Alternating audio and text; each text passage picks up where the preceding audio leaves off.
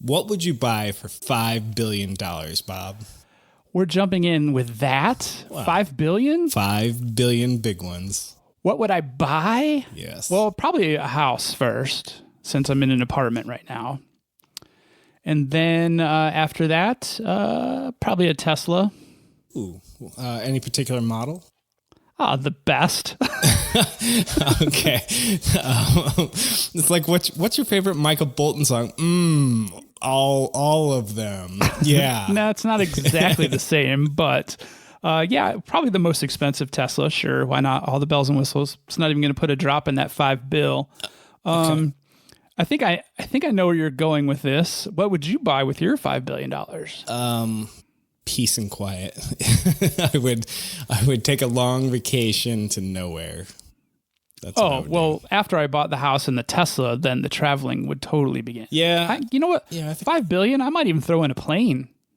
Yeah, you could totally do a plane. Then you got pilots. It's just $5 billion. Well, no, I would do a plane timeshare. Like I wouldn't own the plane. I would just buy a share in a private jet. So yes, you knew where I was going with this. So I don't know if they actually got fined today. They meaning Facebook, but the headlines were saying $5 billion was the levy, the fine they were going to levy against them for, I don't know, Facebook doing business as usual. Facebook doing Facebook, right? That's a pretty hefty ticket. Yeah, I was wondering. So is $5 billion a lot? So for you and I, is $5 billion a lot, Bob? Yeah. Hell yeah. Okay. $5 billion is very much a lot. For Facebook, is that a lot? Probably not. It's probably just have we ever calculated, or has anyone calculated how much they make per minute? Per minute, no, but I do have their annual revenue, Bob, on hand. Do you want to? Oh, God, you're the best. Do you want to guess how much money they made or they brought in revenue last year? It's not profit, but how much revenue they brought in. That's probably measured in probably hundreds of billions, right? 55 billion. So it's okay, so not 100 yet. No. So 55 billion. So if they get fined 5 billion, that's a pretty good number for them. It is, unless they do it again, because to me, that is big. It's like 10% of your revenue. That was no small fine. However, do you just 10% of your annual revenue, though? True. Annual. One time, 1 year. Yes, once, which takes me to my point. So if you look at that and go, 5 billion? Whew. Well, that's 10% of our revenue. Hey, everyone, let's just raise prices on ads by 10% so we can just do whatever we want tax next year. What do you think? But really, I don't know. Would you just do that? I think that gets back to conversations we had before. Is how much is enough? And I don't know. God, well, what I think needs to happen is it needs to escalate. So Facebook can't assume that it'll be 5 billion next year or 10% of revenue. What I think it needs to do is be like, oh, you jokers are going to just keep doing business as usual. Okay, that's fine. How does 50% of your annual revenue grab you? Well, there's probably, gosh, I wish I was smarter in things like this, but there's probably guidelines on how much the penalty can be as well. Well, this is the record, because the previous one was like 700 million. So there was a bit of a gap between 700 million and 5 billion. So this one definitely upped the ante. And you're right, there may be a statute limit on that. But let me tell you, technology is way ahead of our laws right now. I had a conversation with a subcontractor I had around here. And is that a work-related statement right there? The thoughts and opinions of Bob and Kevin of the Bob and Kevin Show are exclusively the thoughts of Bob and Kevin and not the thoughts of their employers. Past, present, and probably not future. Nah, it is somebody who's doing excavating work at my house. Yes. Yes, not for me though. So, you have to make it hurt, because does 5 billion, 10% of their revenue disrupt them at all? And I would say no, not at all. Right. And I think that probably when the $700 million, you have a Yingling. God damn it. I need beer so bad. Beer. So where was I going with this? I think the 700 million was meant to be a deterrent, a behavior changing fine. So 5 billion, I mean, will it change behavior? Well, you think no, right? Well, we're going to find out. But if I'm Facebook, Facebook is kind of like a certain president we know. Not that it matters, but I'm much richer. Just does whatever they want. And because they can, because there's no one to really stop them, right? So Facebook, basically what the FCC did is that Facebook were fining you $5 billion to stop that thing you do. And if we were to characterize that thing you do, it's called Facebook. It's like, stop doing what you do every day, but keep doing what you do, and we'll see you next year. I really feel that we'll be back to this in not next year, but probably in a few years. Well, it's interesting. We just had the disclaimer, so that's good. This kind of jives with a conversation that we were having at work today about email in general, like, email tracking. So anybody who does email marketing, you get an email from, Barnes and Noble or anyone, Amazon, fill in the blank, and it's got a tracking pixel in it. And that tracking pixel will tell, that you specifically opened it because it's tied to your email address. It will talk about how long you had the email open. It will track the clicks that you made within the email. And if that cookie is associated, or if that pixel is associated with a cookie on the other end, then they can track, how you're doing on the website once you get there. And we were talking about all that. And it's like, with all the new privacy laws and things that are coming or that have already been enacted, we got to think that email is going to change sometime soon. But that's a total tangential thing. But we were talking about how the email industry, the tech industry, will be one step ahead of that as well. So they might be able to say, yeah, well, we'll just make a different image, the tracking pixel, like let the author decide which image is the tracking pixel, and maybe anonymize what's happening. So it's not tied to my email address, but you'll still get user behavior involved in that. So all this data collection, all this data usage, all this data selling, interesting along the lines of not Facebook necessarily, but we've talked about this before, like 23andMe, the DNA collection services. There was a TED Radio Hour on NPR that we were listening to when we were driving across country, interview with the woman that was the founder of one of the DNA places. I think it was 23andMe, and talking about how, the data being sold. Well, she avoided the data being sold thing and said that it actually wasn't, which I think somebody's got some bad research somewhere because somebody just posted about that today. But, used for DNA collection, and the police officers, they were very proud that it led to the capture of the something killer in California. I can't remember the name. So not to mention that it intrudes on your Fourth Amendment right of illegal search and seizure. But you sidestep that by willingly giving it away up front. Well, that's what they're saying. Like in the next 10 years, there could be 100 million people in that database. Don't do it. Bob and Kevin show pro tip. Don't do 23andMe and those things. I actually told the subcontractor I was talking to, because we got into Facebook and whatnot. I'm like, there's Facebook. You can quit that, but you don't even have to be on Facebook anymore to be a part of Facebook, right? They can build a profile on you whether or not you are on Facebook. And I said, well, the only thing worse than that is doing one of these DNA kits. Do you want to find out that you're related to George Washington? Congratulations, you're not, but you're in the database forever. And oh, by the way, 23andMe et al., they now own your data. As far as I know, I was reading up on an article, citation required, this is where we needed an intern, that 23andMe doesn't say that you own your own data. They're up front and they're like, no, we own your data. Thanks. Yeah, no. In fact, I think you have to agree to terms that basically says that they can use your data for research and it could help to solve, medical blah, blah, blah, exactly, or criminal blah, blah, blah. And so they're off the hook with that, and your data is no longer your own. All right, we need to move along here. Speaking of move, see what I did there? Bob and Kevin, I'm talking about us in the third person, we moved across America. Now, some of us moved farther than others. Bob, how many miles did you move? Mine was actually 981 door to door. because, we used an app to track our progress to get here. So, and so you're now in the mountain time zone in the great state of? I'm in the great state of Colorado, living just off the downtown of the beautiful city of Boulder. Which I am completely envious because I've been to Boulder many times, Colorado even more. And yes, you have hit the where do I live lottery, Bob.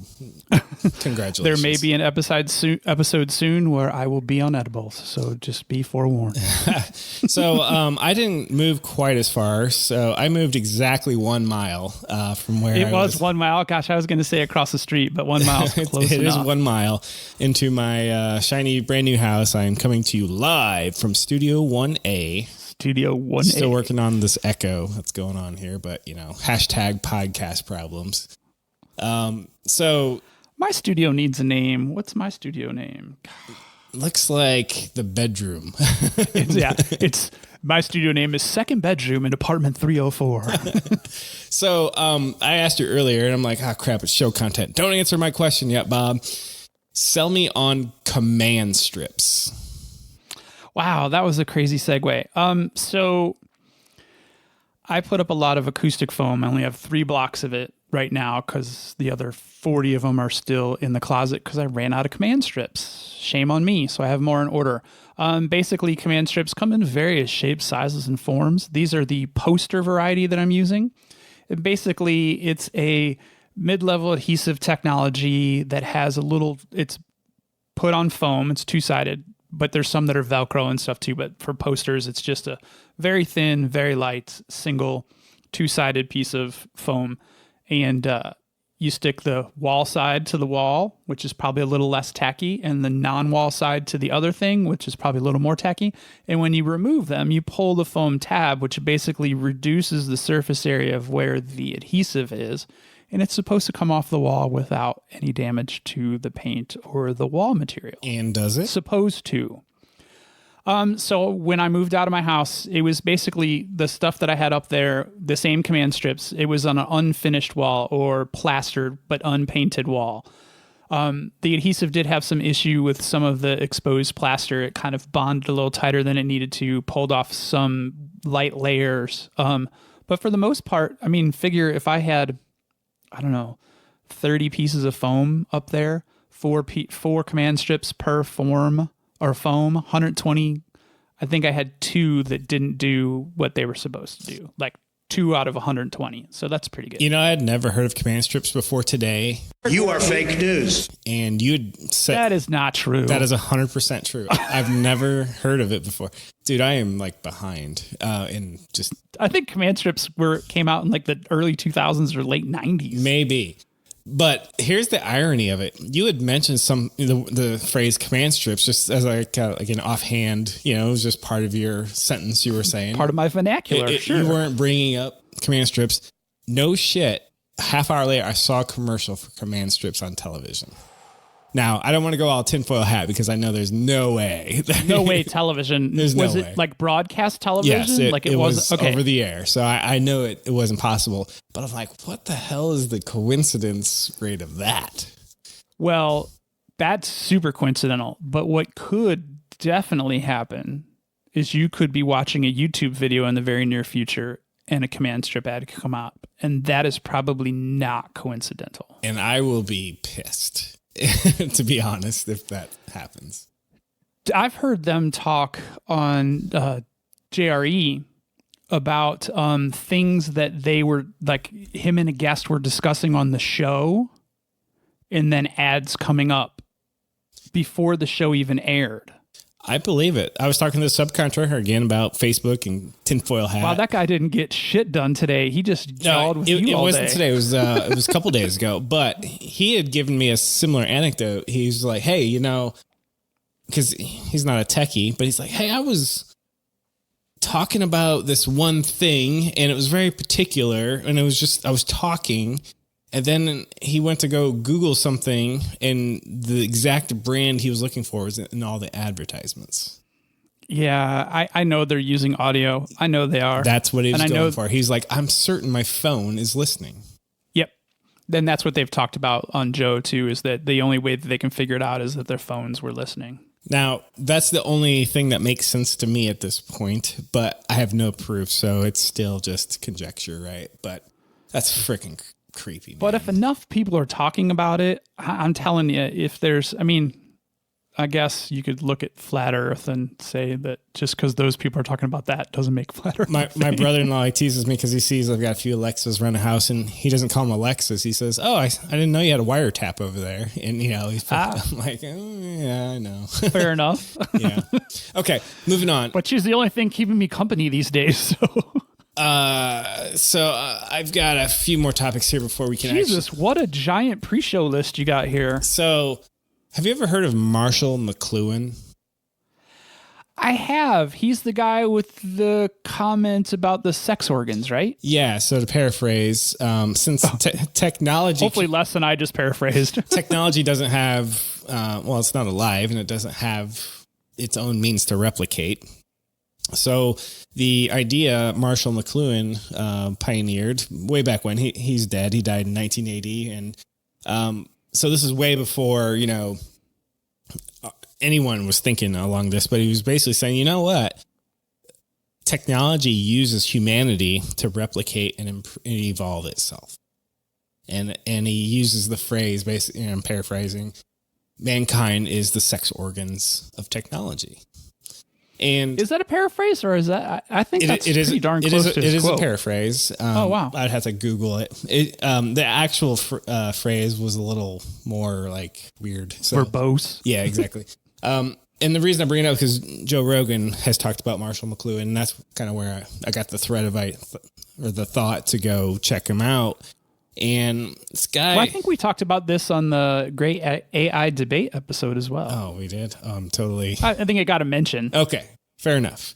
But it is very interesting concept. And one thing that Joe had brought up is bees. When they build a new hive, they build the same hive each and every time. They don't try to make a better hive tomorrow, a better hive in a week.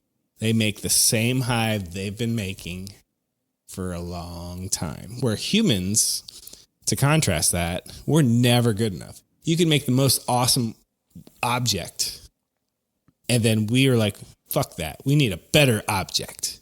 And I'm going to start building it tomorrow, and I'm going to dream it up between now and then and go, what can I do to make this better?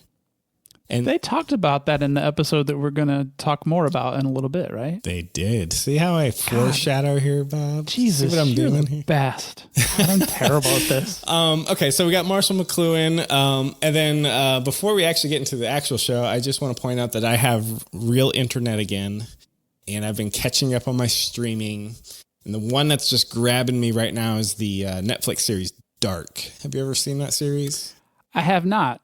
Please tell me a little bit about it. I don't want to. And our listeners. It's sci-fi, and it's okay. Check. Good. And it's in German, so the whole thing is in German. So it's a German production. It's all subtitled. You can subtitle it, or you can flip over to the English audio channel for us not so smart people. But then the mouth, it looks like an old kung fu movie at this point, where the mouths and the thing don't match up. So what I actually do, I actually listen to it in German because the audio feels like it's part of the room, correct audio. Where if you go to the English, it feels like Bob and Kevin hit mute on the show and we're just like doing voiceover, So I actually listen to it in German, and not that I've picked up too much German, but I just, I've watched an entire Norwegian series on Netflix before in Norwegian. But do you watch it with the subtitles, or do you just watch it in okay, good. I found with subtitles, I focus more on the content. I miss some visuals. It's not too distracting, but I'm into the second season. Just to give you an idea, I've made it that far, and I'm riveted. I can't wait to watch the next episode tonight, and it's all in a foreign language. But it's sci-fi. Has to do with time travel, and if I go any more than that, then I'm just spoiling it for you. And I'm a sucker for time travel. Is it riffing off of Hitler's obsession with time travel? Not that I know of. Okay. No. I just didn't know if it took place in Bob, just World War II German. No, I'm kidding. Well, that's one of the primary themes of Man in the High Castle is Hitler was obsessed with time travel and Anyway, that's another one I need to catch up on because I made a few episodes and I got distracted and I didn't come back to it. So it really jumps the Shark Tank in season 3. That doesn't sound good. No, I had to stick it out because I was so invested. But well, that's no good. It's like Game of Thrones. So spoiler alert: if you want to watch Game of Thrones, it ends poorly. I'm just saying, it's terrible. Okay. You know what we should do? I'm actually going to watch the Cambridge Analytica documentary tonight after we're done here. I didn't even know there was one. Maybe I need a link. I just got alerted to it via email from Netflix today. So, all right. Because I watched another documentary very recently. Which one? I guess we could talk about that on the other side of the open. All right, let's do it. Let's start the show. You are listening to the Bob and Kevin Show with Bob Beattybar and Kevin Giescheski. Each week we cover relevant tech and social issues related to technology. Our website is bobandkevin.show. And our episodes can be found virtually on any podcast network. Be sure to follow us on Twitter, Instagram, and Facebook. Just search for Bob and Kevin Show.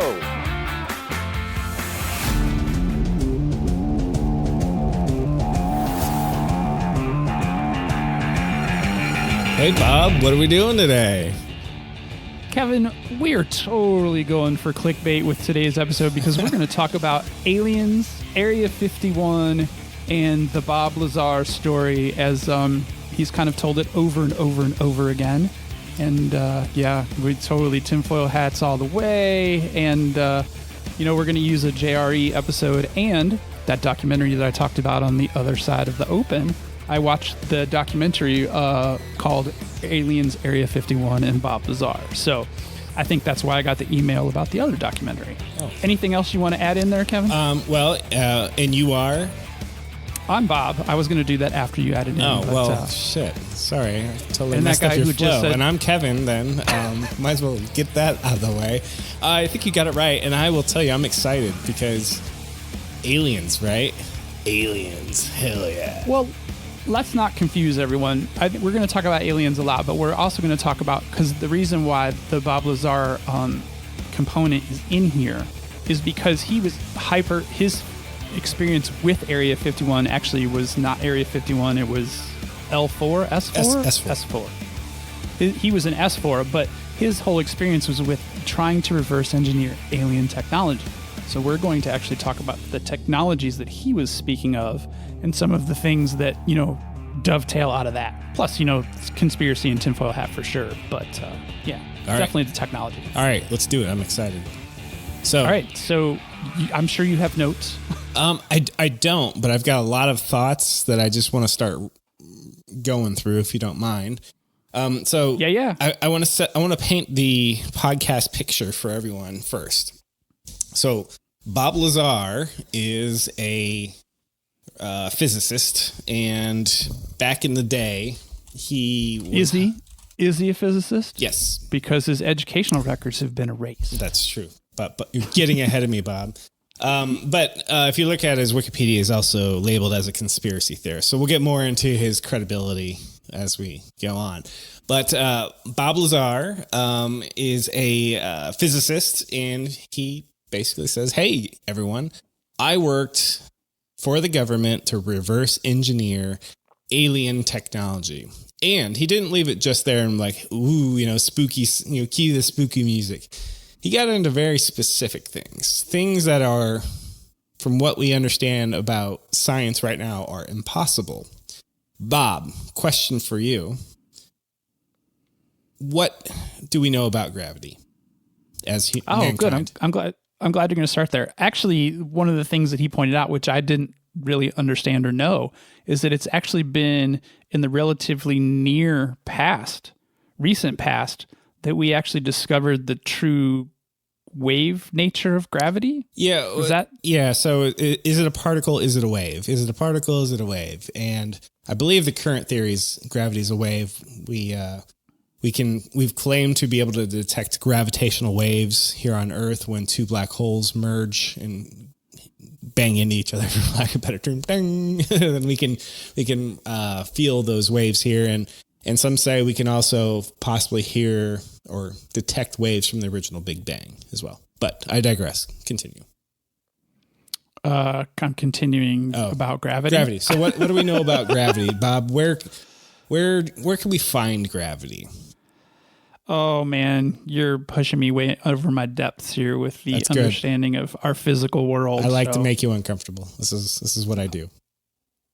An apple falls out of the sky and lands on Isaac Newton's head. There we have gravity. Find gravity where there's mass. So where there's more mass, we'll find more gravity. Where there's less mass, we'll find less gravity. Bob, do you yourself generate gravity?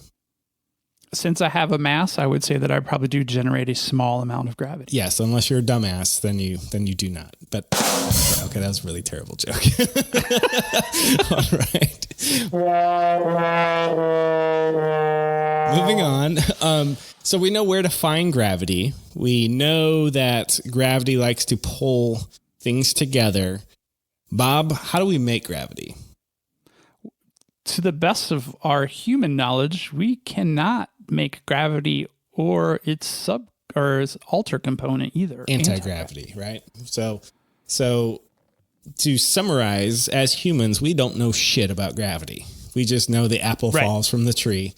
We know where to find it. We don't know what generates it necessarily, besides mass, where there's mass, which is more of where it's found.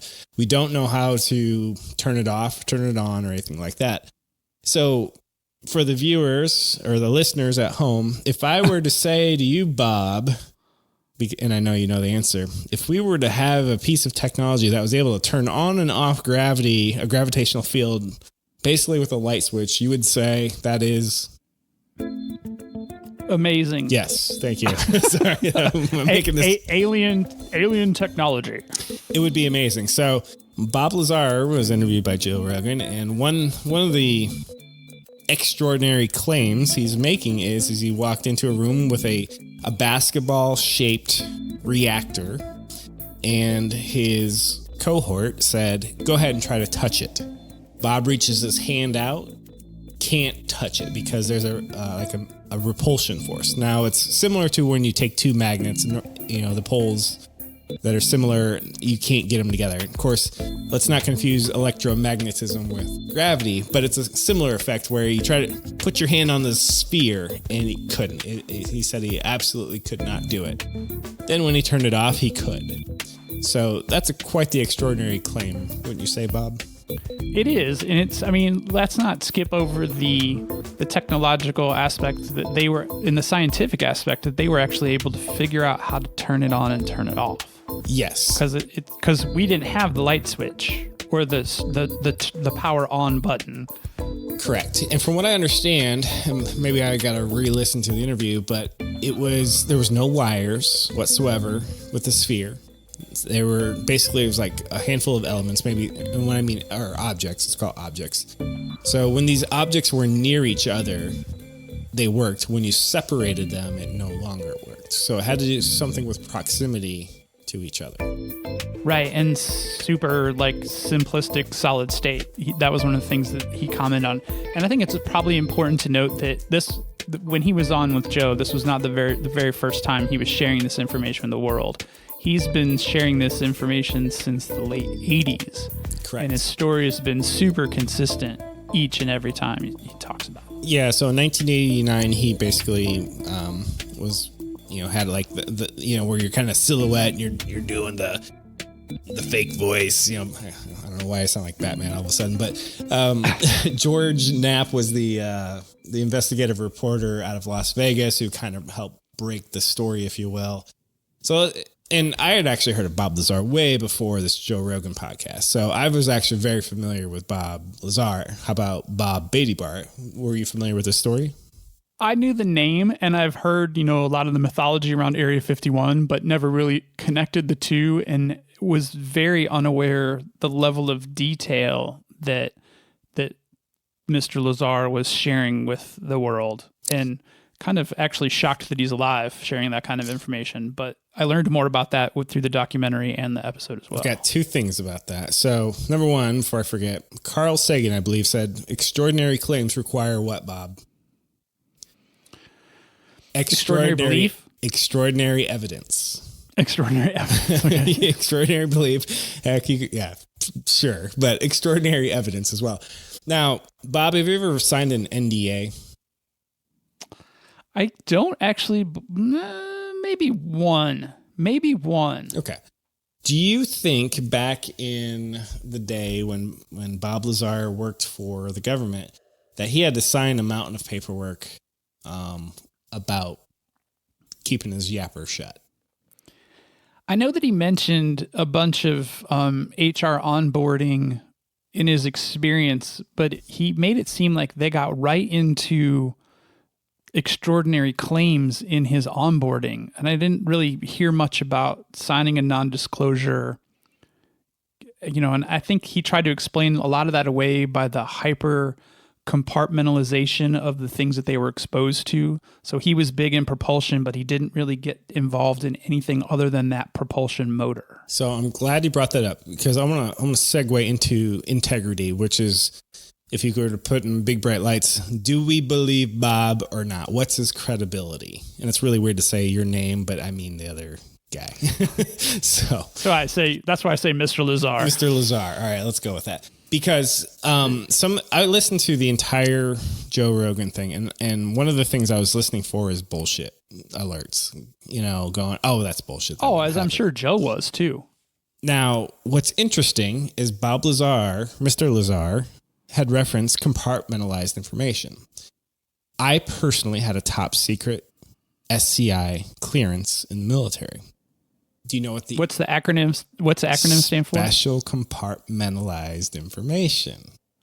So you never got to see the whole picture. You only got to see your piece of the puzzle. Right. And when you come onto a project, they read you on, because basically they say, here's this information and sign here, because if you divulge this, you're fucked.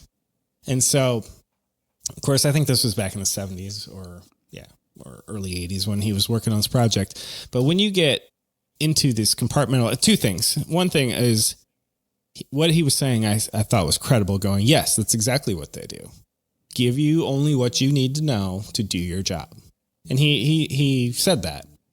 The other thing was, I'm very certain that he would have had to say something or sign something that says you can't talk about this. So on the other hand, I'm going, you're right. Maybe he should be a target of the government at this point, or some sort of espionage act. Because if you go on, if you're Edward Snowden, you're going, hey, wait a second. Wait. How's this guy get off? Wait one gosh darn minute. So either they didn't have him sign anything, or maybe back then they didn't think about that. But you would think, space race had already gone on, sign here, hush, hush. So I would think they've got that all figured out. CIA, FBI had been around. Well, wouldn't one of the biggest indicators that he was maybe onto something would be if he disappeared? Like, he even said when he came out to the investigative reporter in the late 80s, the only reason why he was coming public with it was as an insurance policy. Yes. So like if something tragic happened to him, that would kind of be like the conspiracy world's, sprinkles on top of the cupcake that, oh my gosh, he's dead. He's a martyr for the cause. Let's really storm Area 51, which we could get to that a little later. Good word, martyr, because you took that right off the top of my mind. And a nice reference to the Area 51 storming, which is, yeah. So that's what I'm torn, because part of me is like, you know what? He sounds like a guy who was there, because he's saying the right thing. I've worked for the government. I worked for secret programs. I get what he said. Dude, I'm with you. Yeah, I'm like, yes, this is exactly what it would be like. But on the other, how would he know that? How would he know that if he wasn't involved in a project like that? So is that common knowledge? Yes. Okay. If you want to, you can be a civilian and have a secret clearance, top secret clearance, and just like he was not in the military, so you just have to be around that sort of government secret program stuff to know, or whatnot. So that's definitely right. But according to his record, though, there's no record of his employment there. That was part of the investigative reporting aspect of it. Without him digging in theory, he shouldn't know about compartmentalized I will not give you a point for that because I think it's fairly common knowledge. Because you could look it up on the interwebs. Well, not even that. I mean, just based on his age, there's a lot of Department of Defense jobs, and it's very common. I mean, you go down here to Fort Wayne, you work for Raytheon or General Dynamics, it's all the same thing. But according to his work history, he's got no experience like that, though. Well, so that's interesting, right? It does seem like there was an attempt to like erase him from history because, they allegedly have no record of him working there. He said he worked at or went to school. Or no record of him getting top secret clearance as well. Well, but you also... Except for the guy that the investigative reporter found who remembered him from the interviews. This is also pre-information age record keeping. Side note, most of all the military records burned in a massive fire in St. Louis in, like the 80s or 70s. So most of military history got burned. Somebody thought it was a good idea. Hey, it's risky to have this stuff everywhere. Let's put it in one place. And then it burned down. Oh, shit. So that's a conspiracy for another episode. Yeah, exactly. So, no smoking gun here. But one thing he did talk about was there's a photo of Mr. Lazar in some magazine, somewhere, newspaper, some periodical. This rocket car that shows that he was there. And well, it didn't show that he was there. It was talking about his rocket car, but when they identified him in the article, they said physicist at this lab. So they not only did they erase his S4 time, they tried to erase his employment before he ended up at S4. And that's where the article in the newspaper kind of like proved that was not necessarily, that he actually was employed at this local lab. That was Lincoln something, maybe. I don't know. Who he reminds me of, just looking at him? He looks like Stephen King a little bit to me. Yeah. And well, I think that's a whole look from that time period. Maybe he looks like the 70s, early 80s. Yeah. So he looks like a nerd from that time of life. But the reason I get the Stephen King vibe too is he could just be a really good storyteller. And, some people can sing, some can't. Some people just have talent to bullshit, and they have the talent to bullshit over time. And so I'm playing both sides of the argument here right now. But it's very possible that he just got his picture taken in a magazine. Hey, where do you work? Oh, I work here. And then now it's fact suddenly because somebody printed it. Well, that's not necessarily true. If I say I'm the president and somebody prints it, well, that doesn't make it true, does it? No, but let's talk about the Tic Tac. All right. Hit me with it. Because I think this is one of the things that kind of connects, like, this would be one of those like BS things. Like you could, if you were sniffing it out, because when he starts talking about the craft that he saw flying, he talked about how it didn't fly horizontally like, your stereotypical drawing of a flying saucer. It tipped up and then went forward from there. Belly forward, right? Yeah. Belly forward with like no regard for, drag or friction. Just like, the least aerodynamic shape you could possibly make. Right. And then fast forward to within the last 10 years, you have these declassified statements now coming out from military pilots and video footage as well that shows a vertical oriented Tic Tac in most of the footage, repeated like from different sightings from different individuals. I feel like that adds a lot of credibility because he's been talking about this once again since the late 80s. Yeah, and yes, and for the layperson, Mr. Lazar has claimed that the U.S. government has exactly 9 craft. Well, 9 that he saw. Correct. 9 plus in their possession. And he said they had all the bay doors open once he could see them all, and they were all different. So there's like the sports car model, there's the grocery getter alien vehicle, and Joe asked him, hey, do you think these are just top secret military craft? And I'm pretty sure Bob was definitive, or Mr. Lazar was very definitive, said no, because reasons, and they just weren't. Obviously, if you have a gravitational field generator, that's non-terrestrial, right? Right, and why would they be asking them to reverse engineer stuff that they should know was about? Theirs? Oh, that's a great point. That they built. Exactly. The part that scares me, or not scares me, but makes me raise an eyebrow. He had mentioned something about, Joe's like, well, where did they get these? They find them in an old parking garage and, abandoned parking lot somewhere. They don't care. And apparently they found them buried. Like they crashed many years in the ancient past. He said that they were in different states of like preservation. And Yes. he also, I think he said he couldn't venture guess how long we've had them. True. And I really liked, and it made a lot of sense when he talked about how, they only got very, very short way in their research on the propulsion. And he said, I'm sure they just put it back in the closet, wait for our technology to get better, and then bring on, a couple more contractors to start to take another whack at it to figure it out. Speaking of taking a whack at it, Mr. Lazar suggested that his predecessor was killed by trying to cut into it or something like that. And he did bring up a good point. Like, if this were a 19th century Victorian, person studying a nuclear capsule that's very 20th century human terrestrial thing, and they were to reverse engineer and tear it apart, they would all die from radiation.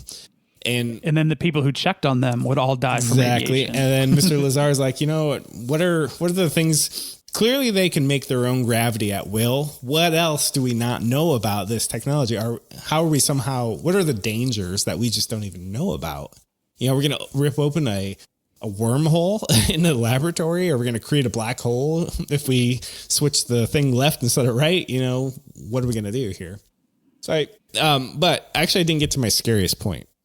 So we have potential that we have buried alien technology that was unearthed. You know what this means, Bob? That guy from Ancient Aliens might be right, and I don't want that to be true. That guy's like, I didn't win the lottery. Well, it's because of aliens. Everything is aliens. So, yeah. Well, see, and that's the weird thing, and I think that even Mr. Lazar acknowledged that he doesn't like being associated with all the UFO whack jobs. Right.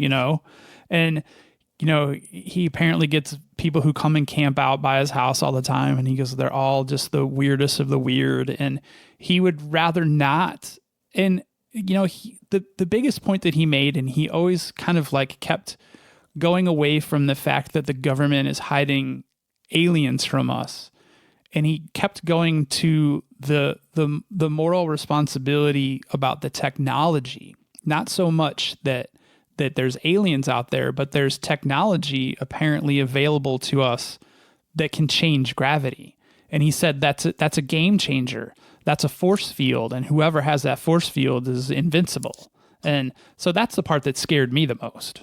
100% correct. However, I'm glad you went here, because when Joe's like, dude, aliens, doesn't that get you excited? I'm paraphrasing. And he's just like, yeah, not really. I call bullshit on that. If somebody's like, dude, this is alien technology, you've got to be dual psyched or scared or whatever. You can't be you can't be just like, yeah, aliens, shoulder shrug, but gravity. You got to be excited about both. I kind of felt like he might have thought the alien part was a little bullshit at first too. And then when he saw the technology, the jet car nerd in him really almost like, but I believe that for him, the alien life stuff did play second fiddle to the technology, because he said he saw so much that just doesn't exist in today's technological world, with the archways that became screens, and that everything in the inside of the ship was flat and the same color. So like there was no distinguishable control panel or anything like that. Everything was just a gloss surface. So it's made by Apple. But all right. Thank you very much. I'm here all week. Okay. So he also made claims before 2003 about element 115. Do you know what 2003 brought us, Bob? Is that when it actually landed on the periodic table, or? Correct. Okay. So some people will say, hey, he knew about element 115 before it existed. The thing is, I call bullshit on that because, well, kudos to him for talking about it, but we can predict all of these elements ahead of time. Whether or not we've actually synthesized or generated them is another thing. So saying, well, right. So you can take an unexplainable phenomena and attach that to the hypothesis that there's an element behind that. No. I'm going more simple than that. There's an element 114. There's an element 116. Guess what's in between? 115. Well, okay, it's the name, but it's not so much the name of the element that was the trigger point. It's what the element represented versus what he was explaining about the stability. So the alien craft or the alien technology was able to utilize a stable version of this, what's now called element 115. Right. But element and I 115. I think it's the chemical makeup or the octagonish diagram and the components, the elements, the molecules, the molecules. Yes. Thank you. That's what was the connection, not the name, but the actual structure of an element is not a molecule. So let's right. So it's base. Right. So if we want to go smaller, we can talk about quarks. But the reason that you can't really discover element 115 is because element 115 by definition is an element with 115 protons. And then that's it. So that's what I'm saying. You don't have to discover anything about it. You just, the thing is it doesn't exist in nature because it's not stable. The half-life of element 115 is only a few milliseconds. So right. by time you generate it, it's already turned into like calcium and something else. And, it just breaks down. It's highly radioactive because it's unstable. So kudos to him for talking about it. But I want to pump the brakes on that. He knew about element 115. Well, I just pick one that's currently not reproducible in the lab and say, I knew about it now. And then in the future, when somebody can synthesize it, because that's all we did in 2003 was synthesize it by smashing atoms together. We took calcium and something else, and for a few minutes, it stuck together, then it decayed back to its constituent parts. But for a little bit, we had muscovium, which is element 115. So anyway, I did think it was... You sound like a smart guy. Well, I have read Astrophysics for People in a Hurry by Neil deGrasse Tyson. And I have the book. I have not read it. My copy, coincidentally, is in Colorado at my boss's house. He checked it out a while ago. I wonder if he's read it by now. But anyway, I digress. I pinged him on LinkedIn today. I wonder if he's going to hit me back. He's an elusive one. He is. All right, Bob, I'm going to ask the question. There's the question? Oh, shit. Well, I'm not going to ask you to marry me, so let's get that out of the way. Good, because I'm spoken for. Because to do that when you don't ask that question, you pop that one. There's a semantic difference there. So anyway. Very, very small difference. And you can sidestep, duck, dodge this question however you want. I always do. Do you believe in aliens? Yes. And I'm talking about grays type thing, not microbes, not maybe in Mars, which is technically an alien. No, I think it's incredibly selfish of us to think that of all the planets and all the stars and all the galaxies, that we are the only ones that have life that, I don't want to say intelligent, because they even touched upon this in the episode. So great. They have a stable element 115. Let's call it that for lack of argument. They have that. And with that, they were able to make this, anti-gravity propulsion system. Maybe that's because that's all they have. It doesn't necessarily, the common belief is that there's some kind of technological evolution where you somehow transcend and you become that great alien race that has anti-gravity tech. But what if that's just freely available in their society, and instead of making a steam engine, they made anti-gravity propulsion? They talked about that specific case in the Joe Rogan podcast, and they said, what if they come here and be like, holy shit, these guys got all kinds of shit that works on things that blow up and burn. Holy crap, that's cool. Right. But I do Let's think it's kidnap selfish them and steal their kidneys. Probe them. Yes, exactly. But I mean, there's got to be either the equivalent of us or like us, dolphins walking on land somewhere. Who knows? So I've gone back and forth. So younger me was like, hell yeah, aliens, they're here. They're just shady. Older me still believes in aliens. However, I highly qualify my answer. So having been influenced a lot by Neil deGrasse Tyson, I believe Dr. Tyson believes that it's very likely that there's intelligent life out there. However, due to this sheer vastness of our universe. That's one of your catchphrases, by the way. However, I want that on a t-shirt. Yeah, exactly. However, Oxford, or not. I don't know if it counts there. Anyway, Dr. Tyson would probably mention at this point, well, do you realize how absolutely big the universe is? And even if you could move at the speed of light, it would take you a long time to get here. A long time. And we know you can't move the speed of light, or at least we presently believe you cannot move at the speed of light. We also believe you can't generate gravity, but something might be able to. So they're notwithstanding impossible technology, that exotic technology, if you will, I feel that if there were aliens out there, they're just too far away to get here, or they've already lived and died and whatnot, or they know better than to come and visit a savage race like us. Yeah, maybe they decided long ago we were not worth coming back to, and these 9 ships that we accidentally stumbled upon, that was their artifacts from a time long forgotten, and they just didn't break down. Yeah, and you could go very sci-fi and very cool Netflix made for Netflix thing, like, aliens were here, then they seeded this planet and they looked just like us, but they moved on, and now they're seeding the universe with a bunch of ape-like creatures, or they came here and they spliced our DNA with monkeys that were native here, and our alien, this is what our quantum leap of intelligence was. They took an ape and they put their DNA and spliced it, yada, yada, yada. You just go on and on. What if? And it's cool. I'm totally like, yeah, tell me more. Give me some popcorn though. Let's talk about it, but just what I know about physics and the speed of light and the distance between everything, it's very unlikely. Yeah, but you're framing this under our current understanding. Yes, I am prejudicing it with that. Right. So, I mean, under that, if that's the premise, if we have to shape everything under our current understanding, then no, it's just not possible. So, but that goes back to the selfish thing. So let me ask the second question. If there were aliens and we made contact with them, would you invite them here? I've never seen that end well in the movies. But no, God, we can barely keep our own shit together.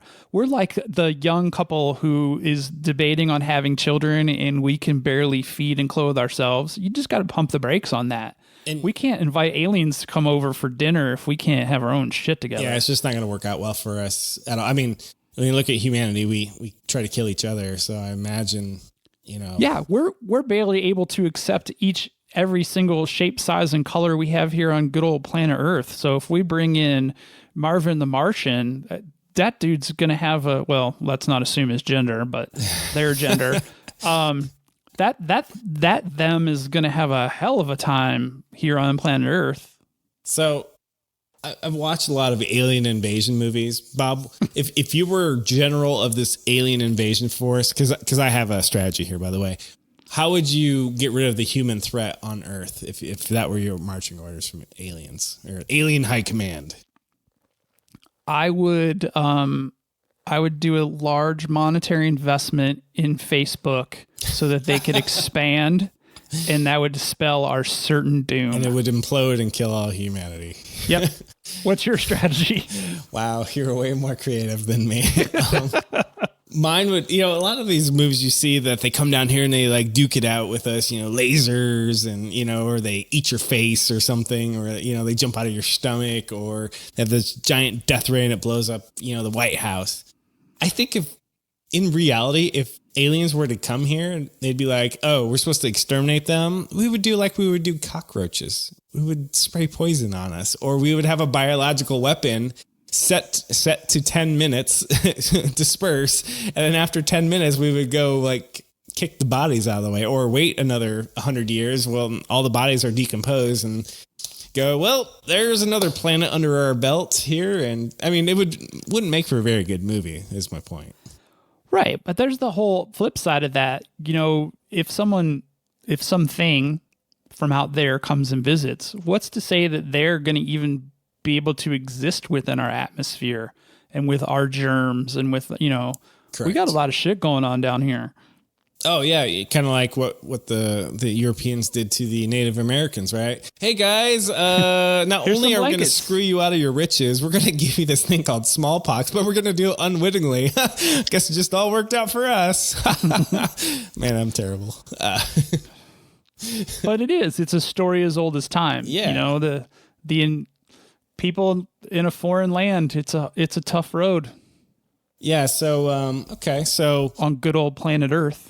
Have you ever been to Roswell or anything like that? The Mecca? No, but I'm in a much better jump off point here. So, because I'm thinking road trip is all I'm thinking.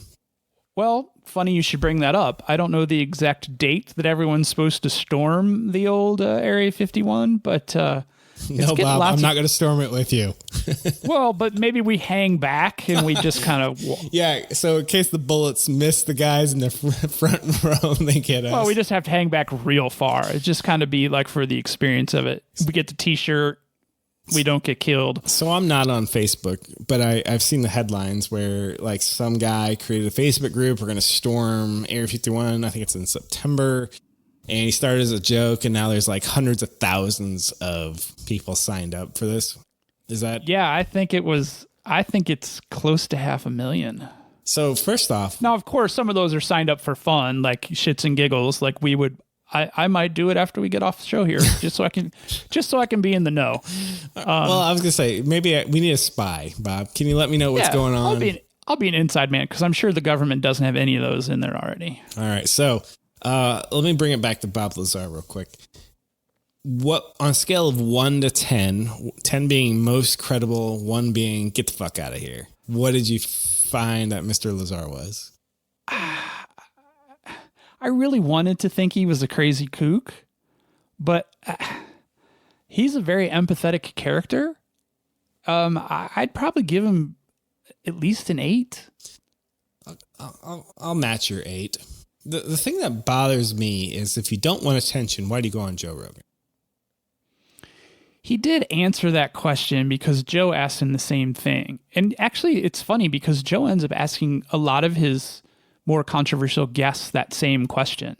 But I don't remember really how Bob answered that. I think he used that whole, it's his moral duty to let the people know that there's this technology that exists that our government's not talking about. I'm pretty sure that's what he went to when Joe asked him that. Do you believe the U.S. government can keep a secret of that magnitude? They've got a lot of things going in their favor with that kind of secret, though, because on its surface, it's cuckoo nutso. And there's plenty of people out there who don't have the backgrounds and don't have the alleged firsthand knowledge that Bob Lazar has that really take away the credibility of anything that's said along those lines. So they got that going for them. A congressman cannot have an affair without it being public within 24 hours, it seems like. So, right, but that's highly believable. Alien spacecraft and anti-gravity propulsion, that's not so easy for most people to wrap their heads around. All right, let's punch a little hole, or let's try to punch holes. And I'm not trying to discredit Mr. Lazar because I'm giving him an 8 out of 10. I thought if he's bullshitting us, he's doing a really fucking good job, is all I'm saying. Right, and I think it's our duty as people to like question everything. And so when this comes up, yeah, we got to question it. So what's your next hole? Let's hear it. Bob, you and I, you have coworkers where you work, Bob. I have coworkers where I work. If somebody were to say, hey, Bob, who did you work with at your company? Kevin, who'd you work with? You could provide a list, right? Yeah. Why can't Bob Lazar kind of give more than a few names? Well, see, and this is where you get to the whole like convenience of his lies too, if they are lies. Like he sets a very rigid structure for, I was in a department of 2 basically, and it was hyper compartmentalized and we didn't fraternize and we didn't work with any of the other departments that were working on the various technological aspects of the craft. So he can explain that away. So he does reference the guy that he worked with in the lab, the one other guy. He references the guy that interviewed him for his top secret clearance. But you're right. Other than that, he's got a pretty short or non-existent list of names. Like easy ones, like who's your boss's name? Who'd you report to? Who wrote your reviews? Where's HR at? He didn't mention any of those aspects other than the reports that they used to have to make. But I don't think he mentioned that either he never mentioned it or he mentioned that he never got feedback on those reports. He did. Like, it was a very interesting. He did talk about, because Joe asked him, hey, could you, he went back to like Los Alamos or wherever he worked at. That's right. And they could navigate the hallways. And to me, that's like, okay, that's a very good indication that you've been there before. But it also could mean that you were the janitor. Right. It could, but there's also no record of him being employed as a janitor there. Right. So back to Carl Sagan, extraordinary claims require extraordinary evidence. At this point, nothing besides, word of mouth comes out. Now, hand scanner, though, the hand bone scanner was a big deal, I thought. Yeah, explain that one, because I'm not sure. I mean, I know what you're talking about, but paint a better picture for me. So the facility had security measures in place. So you think of like a scan card or something like that. What they had is they had a device that you would put your hand on, and a light would shine from above, and you put your fingers in line with the pins, and it would measure the bones in your hand, which apparently, I didn't know this, is a very unique pattern for it's a unique pattern for each person. So nobody has your bone length structure in their hand, even though if their hand could be the same size, various measurements in various places are going to be unique to you as an individual. A lot of bones in your hand. Yeah. So they used that. That was their security in those buildings. And he had spoken about that in the late 80s, early 90s, and everybody was like, they're full of crap, or he's full of crap. This technology is not used anywhere. And then years later, it was declassified, and there was images of the actual scanners used in other government facilities. So if he wasn't in a facility like that, he wouldn't know about this device when he was speaking of it before it became public. So a positive point for Mr. Lazar is that he mentioned that when you get a clearance, they come out and interview your family, and I can give firsthand knowledge of how that works. You have an investigator come out and they scare everybody, not on purpose. It's just like, hi, I'm investigator so-and-so. I'm researching Kevin's past. And you got to like have a human still alive carbon life form who can place you every year for the last 10 years. So it's like, okay, Kevin, let's see, what did I get my top secret? In 1996, where were you? Okay, I need a name who can say you were where you were and what you were doing. And so I was somebody's name for their top secret clearance. And you're right. It does. It freaks the shit out of you. So there's that. So it's positive to him, but let me flip the coin. You're familiar with Chelsea Manning?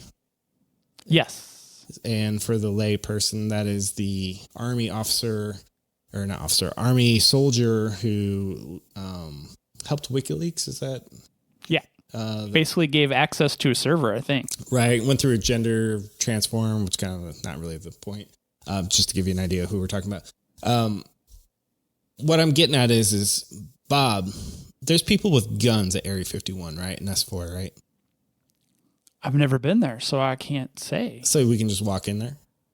I don't know. No, there's a gate. So I'm sure there's a gate with armed military. All right, sure. So what's the or chances over the last N number of years that none of the security forces, because I believe it's guarded by the Air Force, and they call them SF security forces.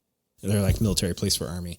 What's the chances that none of the security forces have ever said what they've seen? Because they've got to, somebody's got to transport these things. But if you're just guarding the gate, you might not ever know what's inside. Right. You're just there to guard the gate. Bob, you just moved. You have an alien spacecraft, and he's going from Batavia, Illinois to Boulder, Colorado. Either you're moving that shit yourself or you're hiring somebody, right? Yeah, and he did mention contractors. So contractors would have NDAs, and if they want to keep getting that sweet government paycheck, then they got to make sure that they keep their mouths shut. So did you know that we move nuclear material over the rail lines in America? Do we still do that? We do, because my brother-in-law is one of those types of people. I thought we banned that like a decade ago. Nope. And then there's armed guards on those. Well, there trains. better be. Exactly. So my point is what's the chances that none of these people have a deathbed confession? None of them snuck out a USB drive. None of them snuck in a GoPro. Nothing. How do you know that people haven't had those deathbed confessions and they just got shrugged off as being crazy, almost dead people? I went to deathbedconfessions.com, Bob, and there was nothing there. Wow, they document all that. That has to be a Facebook property for sure. Yeah, because you just have to have an Alexa device. Alexa, I'm on my deathbed. Oh, wait, you already knew. All good. No, I don't want to buy life insurance. It's a little late. Deathbed Confessions, brought to you by Facebook.com. So I'm just throwing shade on the fact that humans cannot keep secrets. Would you agree? They're just really bad at it. 100% agree. 100%. And the bigger the secret, the harder it is to keep that in. Yes, but it totally can be explained by the compartmentalization too. Like everybody doesn't know the full secret. To a point. To a point, yeah. I mean, you're working on, okay, let's say you have 10 compartments. They're all working on some sort of alien technology. So there is a common thread there. Right. So, but you're also talking about small teams. Probably not. I don't know. I got the feeling of handpickedness from his account. So Mr. Lazar said he worked with a guy named Barry. Barry and Bob didn't work for each other. So clearly they had a chain of command. It's just the way humans organize. I think they just said they had somebody that they set the reports to. I think he said he never even met the person. So religion and politics, two great ways to get yourself in trouble real quick. So you're telling me that none of the security forces, scientists, officials had either political or religious motivations to have a intervention and be like, guys, we have this and it proves aliens and it does this for religion, or it does this and it makes so-and-so look bad because they're the other party. You're telling me aliens is... Yeah. I got nothing there. I mean, that's a very valid point. Like, why aren't there more? Why aren't there more credible sounding, and again, believable, empathetic characters? Mr. Lazar sounded super credible to me, but he had the migraine thing, and I felt that was a little staged.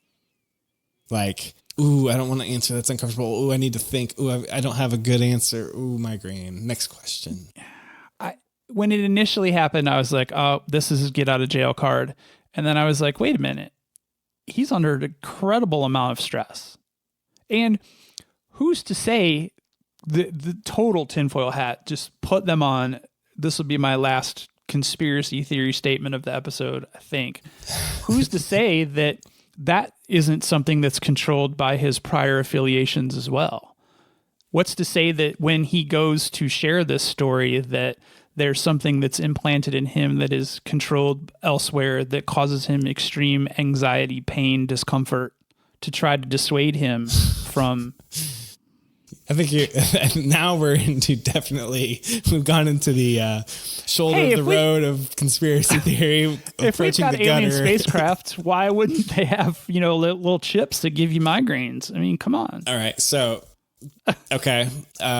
So Bob and Joe did talk about, the possibility that they feed you bullshit during some point, and it's specific to you bullshit. And that way, so they can know if you leak it. Exactly. Yeah. But what if the reverse is true? What if Mr. Lazar is saying X, Y, and Z, but the real thing is A, B, and C, and he is the misinformation conduit? And they have used that. They have used that as a tool, like saying that he is out here disseminating disinformation intentionally. That's how they try to discredit him. But yeah, it's a very valid point. Like, why wouldn't you, if you were the government, say, hey, look over here at this puppet that is incredibly empathetic and credible and can pass lie detector tests, and don't pay attention to what's going on over here. So did you watch the documentary Bob Lazar, Area 51 and Flying Saucers by Jeremy Corbell? Yeah, he was the other guest on that Oh, by Joe the way, Rogan there was episode. another guest. Yeah. Well, I think Jeremy is the one who got Bob on the podcast. But yeah, I did. We watched the documentary just the other night. Impressions were? Shitty. It's a shitty documentary. I'm glad you said that, because I was going to say that too, and I was going to feel bad for being the only one. I'm like... No, they could have made it a much better... I thought the production value was too low. Well, it was just stupid. Like, it was all pointless add-ons for sparkle and shine, and it really takes away from the importance of the potential message. And it could have been a 40-minute like documentary. Instead, they stretched out to be whatever length it was, with a bunch of pointless crap transitional. I couldn't even understand most of the stuff that the voice was saying. We've come, like, he was probably reading shit like, we've come so far, but yet we've barely begun. Yeah, they actually had a celebrity narrator for that, and his name's eluding me. He was in The Wrestler. What's his name? Oh God, it wasn't the guy from 9.5 Weeks. That guy. Ooh, the old guy that's in that has had all the cosmetic surgery, who was the wrestler. Yeah, that guy, I think. God, what the fuck is his name? Is it Mickey Rooney? No. Mickey Rourke. Rourke. There it is. Yeah. He was barely I could barely understand him because of Botox lips and his facial lips. Yes. Barely begun. Yeah. That was terrible. To Jeremy's credit, I've made a documentary in the paranormal realm, which is what the UFOs are. I did one on ghost hunting. It's hard to make a documentary, and mine sucked too. So there. Sorry, but yours is on Netflix, so you got me there. Yeah, I was very disappointed though. It just, it really turned me off. All right. So I'm glad you watched it. That's good. I did. But I was just like, gosh, this is not very good. But yeah. Hey, so before we sign off, I do want to mention something that has come up in my mind a ton of times since we've been off a couple weeks. Libra, yes, the cryptocurrency from Facebook, has been getting shit on from anyone who has anything to say about tech. Now, I will tell you that this has all been happening over the course of the last 3 to 4 weeks, or last month. Over a month ago, when it was first announced, when Libra was even like being talked about, we came up with every point that's already been mentioned by all the other media outlets. I swear to God, we were the first. So I'd like to think that we don't really have much filter on our topics, and I think we're very good at calling tech for what it is. I mean, if it's good, we're like, hey, that's a great fucking idea. But technology tends to go more Black Mirror naturally for some reason. And so kudos to you and I for kind of getting out early on that. And I think kudos to us for taking a chance in talking about something that wasn't really filled with information around it, but easily able to see the writing on the wall with the international banking implications and everything else that's been talked about since we talked about it a month ago. So yeah, just want humble brag, and also, congrats. And, I think we're doing the right thing here. I do too. Speaking of Black Mirror.